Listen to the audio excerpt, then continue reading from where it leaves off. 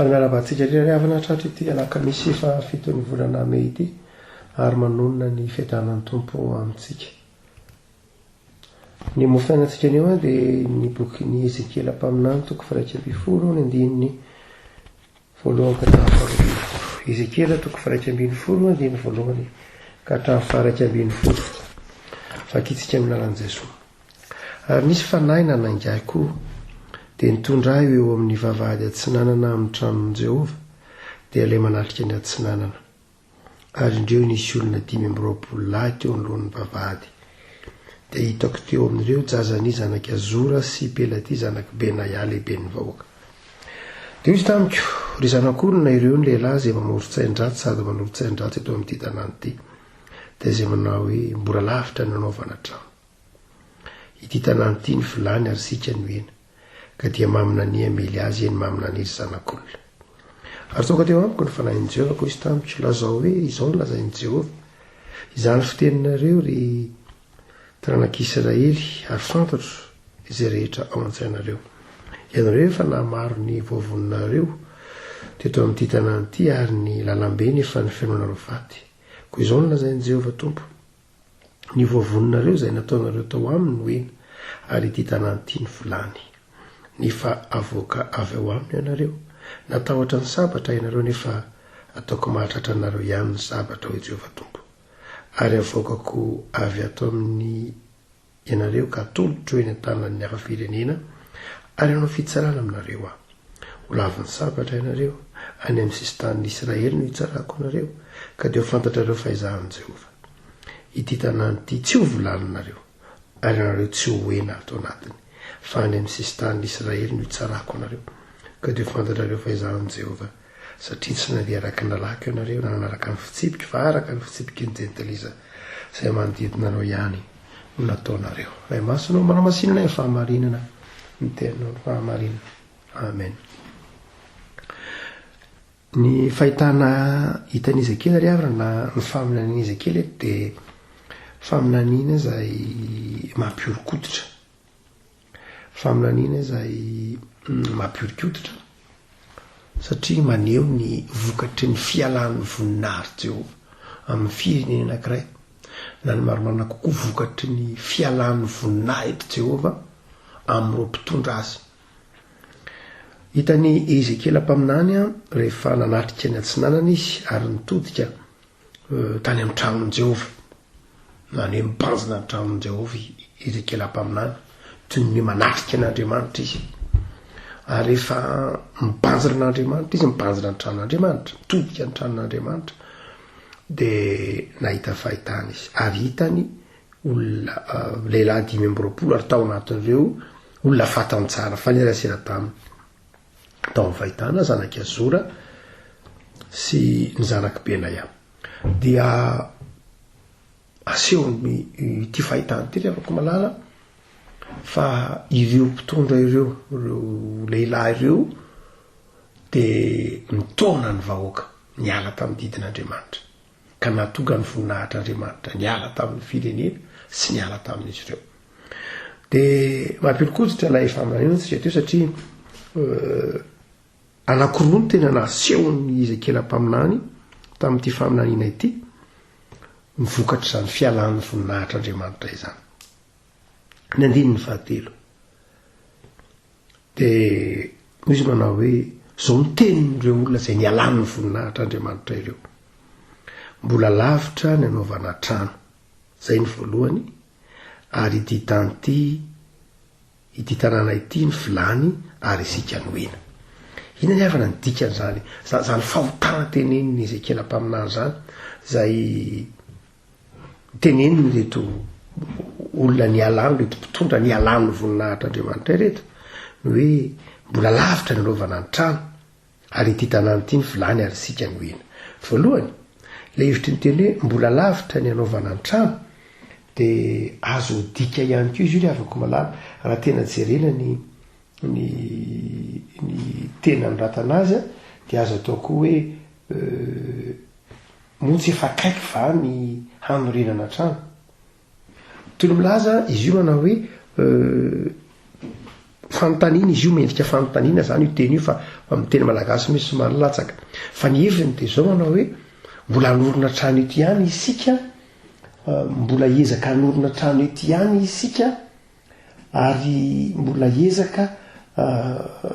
na ataoko hoe tsy zao ve ny fotoana efa fananganantsika trano zay ny tena mahalaza azy tsy fotoana fananganantsika trano ve zao inona mahavoatanan'izay rehefa ko malala tsy ny manangatrano diso tsy zay loatra inona moa ny diso maharatsy an'izany hoe tsy fotoana fananganantsika trano ve zao tsy zay loatra fa izao rehefa ko malala lay faminaniana dia izao ny zanak'Israely dia ho babo zay le faminaniana Jeremia mpaminany sy Ezekela mpaminany samy nanan'izy ireo hoe ho babo ny zanak'Israely ary ho ravana ny tanànan'i Jerosalema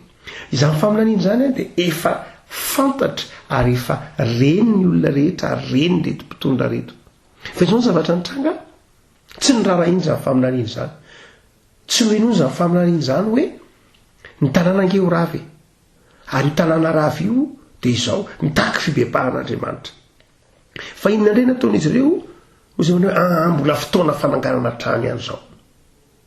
ina ry avako malala ny dikan'izany ho an'izay olona ny alan'ny voninahitr'Andriamanitra dia ity ry avako malala tsy fantany ny programan'Andriamanitra tsy fantany ny fandaharan'Andriamanitra ny fandaharan'Andriamanitra manao hoe ho ravo Jerosalema fandaharan'Andriamanitra dia manao hoe mibebay ianareo fa ho ravako Jerosalema fa mifanohitra n'izay indray ny ataony reto olona ireto handao indray tsika mbola hanalava fiainana eto andray tsika mbola hanao fiainantsika eto hanao zava-baovao eto ry havako malala reto olona reto zany dia ity raha tsorona materialista izy tsy ny hoe nony ny afatr'Andriamanitra mitona ny olona ho amin'ny fibebahana mitona ny olona tsy hibanjina ilay tanànan'i Jerosalema izay ho ravana fa izao mitona ny olona indray izy hoe mbola fotoana fanorenana trano rao tsy fotoana fanorenana trano va izao mbola hitoetreta ilaila ihany tsika hanorona trano nefa ny loza efa mitatao ry havako malala rehefa miala amin'ny mpanompon'Andriamanitra ry havako rehefa miala amin'ny firenena rehefa tsy hotsony ny voninahitr'Andriamanitra dia tsy fantatry ny olona intsony ny sitrapon'Andriamanitra ary rehefa tsy fantatry ny olona intsony ny sitrapon'Andriamanitra dia ny filan'ny olona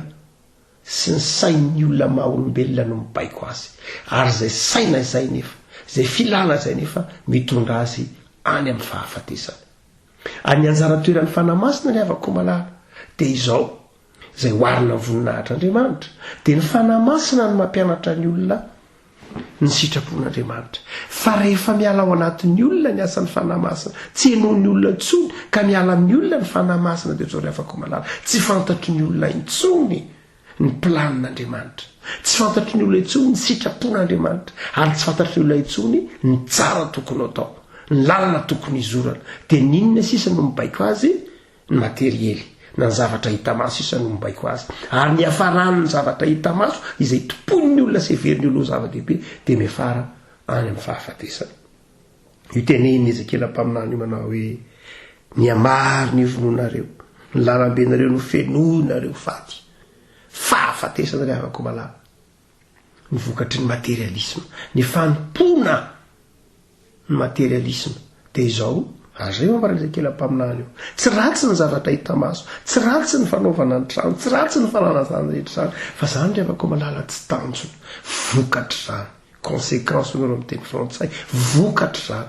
azon'Andriamanitra meny zany azon'Andriamanitra tolotra zany marika hita masony amin'ny fahasoavan'Andriamanitra zany fa tsy zany ny tanjona ry havako malala fa ny tanjona dia ity ny fananan'ny olona an'Andriamanitra sy ny fanarahan'ny olona ny sitrapon'Andriamanitra zay ny fiainana zay nefa ny tsy hita teo amin'ireto olona reto Ezekela mpaminany ka dia miala taminy ny voninahitr'Andriamanitra ary dia fahafatesana ny kararana fahafatesana mameny tanàna no hita satria miala ny voninahitr'Andriamanitra fa ny faharoa ry havako malala zay fahotana sy eo an'ity Ezekela 1:20 ity andiny ny fahatelo ihany dia izy manao hoe ity tanàna ity ny vilany ary sika ny ena ina ry havana midika an'izany teny zany ka nahatezitra an'Andriamanitra nataony reto mpitondra reto reto mpitarika reto mampitary tanàna Jerosalema amin'ny hoe vilany sy ena raha hevitry le teny hoe vilany sena dia tsy ilay vilany andrahokanina reotra reavako malala tsy ilay vilany hoe inona aiza moa misy fihetanana ao anatin'ny vilany andrahokanina fa ny tiany tenena dia ity vilany fitehirizana izy io fanao zany tamin'ny tatsinanana misy vilany fitehirizana fiteny ramony hoe rakitra ao anatin'ny vilany tany anydray dia misy heny efa masaka no manina tsara tsika malagasy dia mafatana tsara ny lanjana antsony hoe varanga dia misy vilany dia efa tsara masaka le hena dia aprimo ao anatin'ny vilany io maharitra ela tahaka ny varanga ary dia milaza ataontsika hoe fahafenono zany milaza fifaliana ilay hoe vilany tehirizana hena tovitaky ny varanga isika teo dia takatsika zany nydikanyity teny ity manao hoe inona mahafahotana ilay teny hoe isika dia tahaka ny vilany feno varanga zany hoe mampitaona ny olona mbola ho tamana amin'ilay toerana ry afako malala mitaona ny olona mbola toy ny manao hoe mbola milamintsika zao mbola toerana mahatamana aza mino an'izany faminaniana zany aza mino an'izany faharavany zany aza mino an'izany fa tena mbola ao anatin'ny filaminantsika zao tahaka ny varanga ao anaty vilany ary dia toy ny miantsy an'Andriamanitra toy ny tsy manaiky ny fandaharan'Andriamanitra dia toy ny hoe fiainana milamina toy ny hoe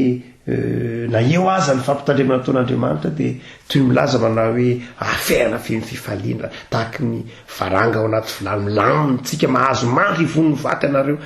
matsy zanak'Israely zany midikany hoe vilany hena ao anaty vilany dia mahazo milaminareo fa tsisy lozy zany tsisy zavatra mahavoatsika zany tsisy nininona mahatratratsika zany mahazo milamina anareo fandaran'Andriamanitra nefa tsy zany fa fandaran'Andriamanitra dia manao hoe tsia fa tsy maintsy mibebaka ianareo tsy hena ao anaty vilany nareo akory tsy zany mihitsy zany hoe tsy fiadanana zany tsisy fiadanana zany fa reo mpitondro reo olona ny alany ny voninahitr'Andriamanitra reo dia izao na ny olona zay nilany ny voninahitr'Andriamanitra dia izao mitaona ny olona hovariana tsy hainy ny sitrapon'Andriamanitra diso fijery fa mieritreritra fa ety amin'ny fiainana mieritreritra fa Andriamanitra dia faly foana ao anatin'ny fahalovany olombelona faly ao anatin'ny fahotan'ny olombelona zay ry afaka malala no anaran'ny tompony amin'ny faminaniana Ezekela mpaminany eto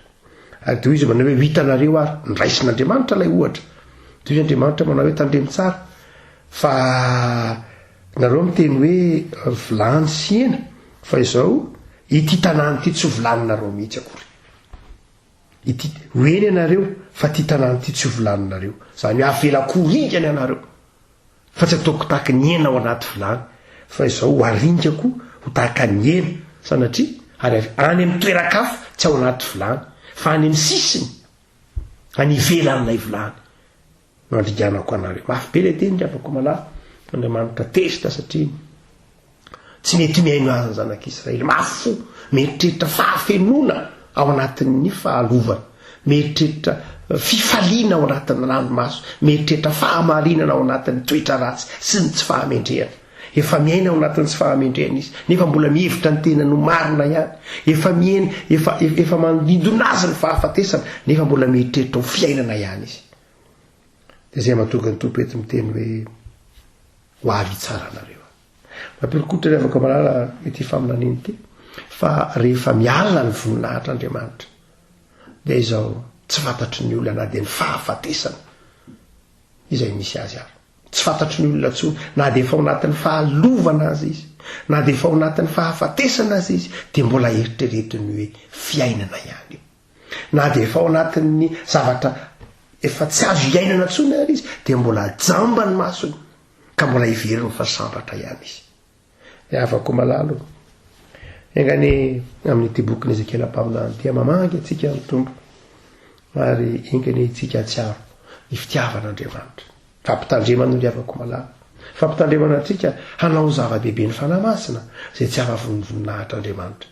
ka hitanao hoe tompo mitoera aminay mandrakariva ary aza isorona aminay ny fanahinao masina tahaka mivavaka nataony Davida amin'ny bokin'ny Salamo manao hoe aza manaisitra ny fanahinao masina fa rehefa ao anatsika ny fanahinao masina ny fanahin'Andriamanitra ry avako malala rehefa anatsika ny fanahy masin'Andriamanitra dia sady fantatsika ny planin'Andriamanitra sy sitrapon'Andriamanitra no tsy tamana raha teo koa ao anatin'ny fahalovana isika fa te hiala ary te hiaina amin'ny fahamasinana sy ny fahatsaram-piainana ao amin'Andriamanitra bebe kokoa efa afaka isika tompo misotranao zahay fa raha maky ny teninao dia mahatsiaro fa Andriamanitra tsy azo vazivaziana ianao. Andriamanitra sarotiny amin'ny fahamasinanao ary efa narakitra ao anay ny voninahitra ao sy ny fanahinao masina ka dia fantatray ny sitraponao, fantatray ny planinao, fantatray raha teo izay tadiavinao aminay. Aza manaisitra ny fanahinao masina aminay tompo, fa tehirizao fahamasinanao zahay ary meo herim-panahy zahay ho tia ny sitraponao. Ary dia mibebaka izahay raha toa ka misy zavatra mety tsy mifanaraka amin'ny sitraponao ny ataonay na amin'ny fisainanay na amin'izay ataon'ny fiarahamonina na amin'izay ataonay rehetra na ataon'ny mpiarabila na ataon'izao tontolo izao dia ny fiheverany fa ny zavatra hita maso ny zava-dehibe fa tsy ny teninao, tsy ny fanarahananao. Fiheveran'izao tontolo izao fa azy ny tany izay rehetra eo aminy adininy fa anao zany, ianao nanao zany ary pindrany izahay ary miandry fahamasinana sy fitantarana tsara avy aminao zany, avy aminay ianao. Dia mampahirezana tompo ho mahatoky hatrany ary terizo izay ho marina eo natrehanao ny amin'ny Jesosy Kristy zanakao. Amen.